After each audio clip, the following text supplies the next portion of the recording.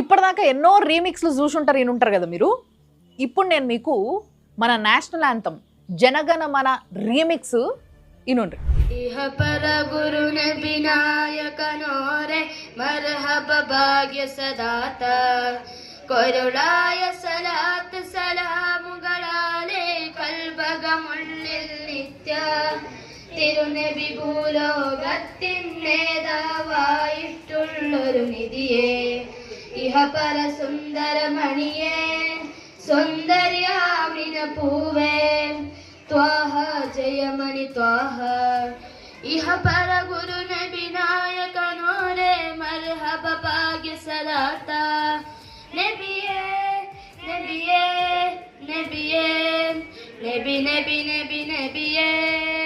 ఆ ట్యూన్ ఇంటనేమో జనగణ మనలాగా వినిపిస్తుంది, ఆడ చూస్తేనేమో ఇండియా ఫ్లాగ్ లేదు, ఇంకేమేమో జెండలు ఉన్నాయి, మొత్తం భాషనే మారిపోయింది కదా. మీకు అర్థమవుతలేదు కదా అదేందో? నాకు కూడా ఏం అర్థం కాలేదు. సరే, నాకు ఒక మలయాళం ఫ్రెండ్ ఉంది, ఆమెకి ఇదేందో మీనింగ్ చెప్పు అని అంటే కొంచెం అరబిక్ కూడా కలిసి ఉంది కదా అని వేరే వాళ్ళని అడిగి నాకు దాని మీనింగ్ చెప్పింది. ఇలా మొత్తానికి ఏంది అని అంటే మతపరమైన పాటలాగా మార్చేసిండ్రు దాన్ని.